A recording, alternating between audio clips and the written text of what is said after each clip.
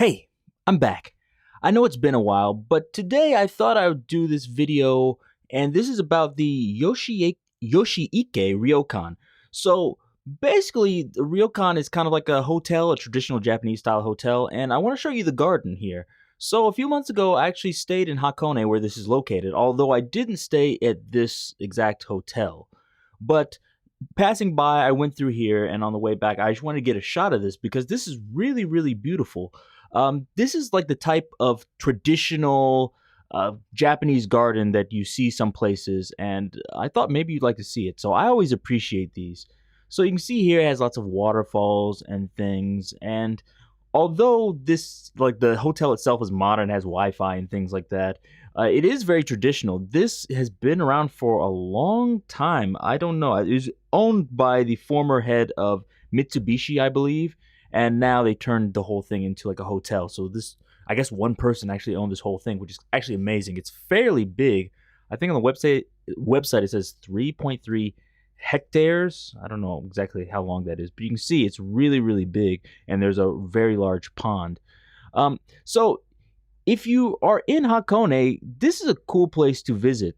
For those of you that don't know, Hakkone is a little bit outside, actually, it's more than a little bit outside Tokyo. It's probably about 1 to 2 hours outside of Tokyo, but it's on a mountain, and they have lots of hot springs there, so you can get in there and you can bathe in the hot spring, and you can enjoy places like this. They have lots of places where it's more traditional. So if you're someone that's like, I like modern stuff, but I want to get out someplace that's more traditional, it's a little bit slower, this is a place I'd recommend. And so you can see here it has the old style like architecture in there, and apparently it has around 1,000 carps, they said. I don't know if I believe it, but here you can see some. You see some of the gray ones there, but you see the white and red ones here. And I actually didn't realize they had so many different colors. You can see some other ones come here. They're very friendly. So if you walk close to the edge, you see all of them just kind of like gather around. You can see probably like 8 or 9 here. They have like red ones, orange ones. I think it's like a white, black, and gold one.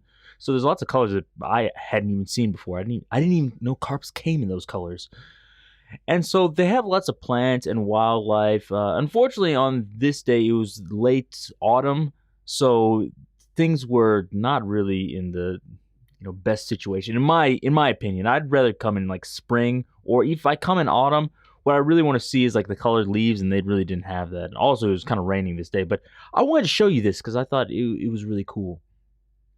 It's very relaxing, and if they let me just come in here even though I didn't stay in the hotel. But if you stay in the hotel, there's actually places you can sit and drink tea and things like that. So it's cool, and I assume you can feed the koi, although I didn't see any place to feed them. Maybe they don't. Maybe they don't want you feeding them. These koi look big enough already.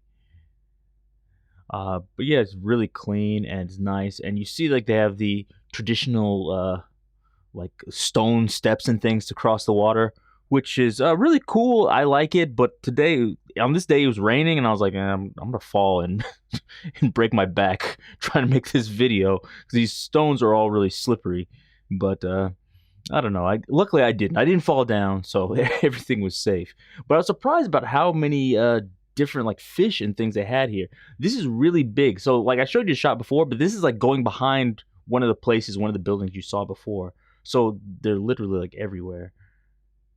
So when I was like a child, I always think like, what is Japan like? And I would see like videos and things like this, but I thought, that's kind of like ancient Japan. Like that's just like anime. They don't really have those types of places, but they actually do. This place is exactly like what I pictured in the anime. So if you want to see that, I recommend going here. There's lots of things like that in Hakkone, actually. They have more smaller stores as opposed to like the big department stores. So if you want to see like somebody who makes like sweets or tofu and things like that by hand, they actually do have that in Hakkone. So you can buy those kind of like handmade things. And Hakkone is also famous for these types of like wooden boxes they make by hand, which are really cool, but somewhat expensive. But it's like special Hakkone goods they have. They have interesting designs. I don't know. Maybe, I don't know. Should I put a picture of the box on top of the screen? It might make people mad. I'll put it on there quickly, or maybe not. So here more I really like these. I don't know how they get these different colors where they have like the red and black and all these. Is it like a certain way to breed them, or is it just kind of random? I don't know. If you're a biologist that studies koi, please tell me how they get all these different colors. Yeah, so I don't know if I believe them. Do you think there's really 1,000 in there? Oh, it's fairly big, and there's lots of water in here. I was like, it's just like one like pond. Can they really have 1,000 koi in there? I don't know.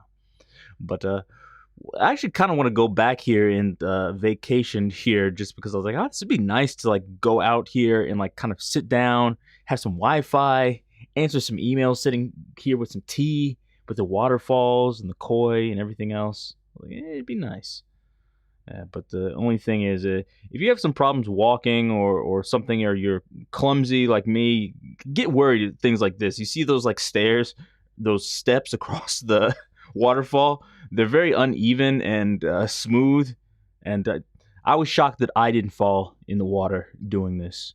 But it's beautiful. You can see lots of old Japanese things, and I believe they even have like a tea room from Ieyasu Tokugawa, who used to be the former shogun of Japan from, I believe, the 16th century.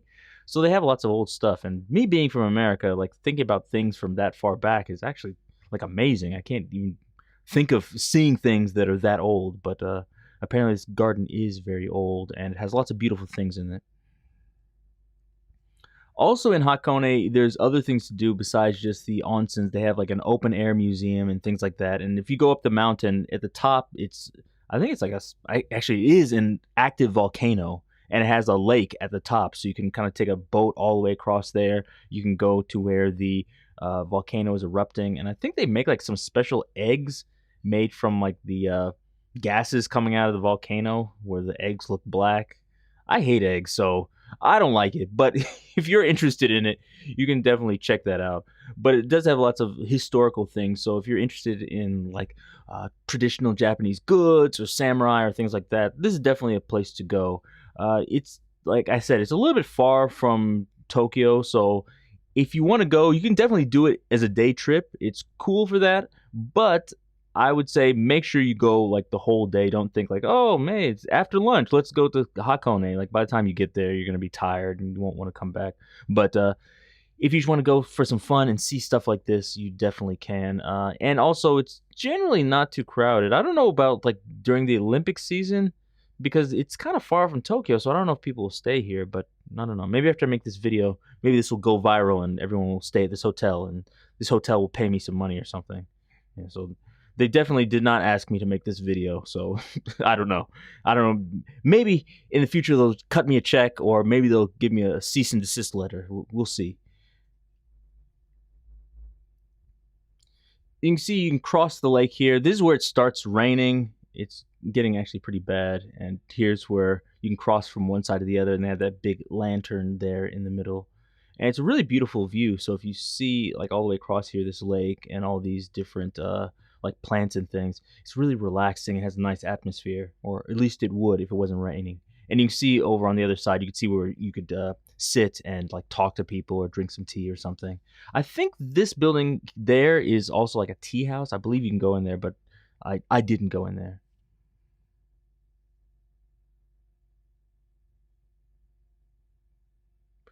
There's some other things on the other side which I didn't even get to go there, so it's very large.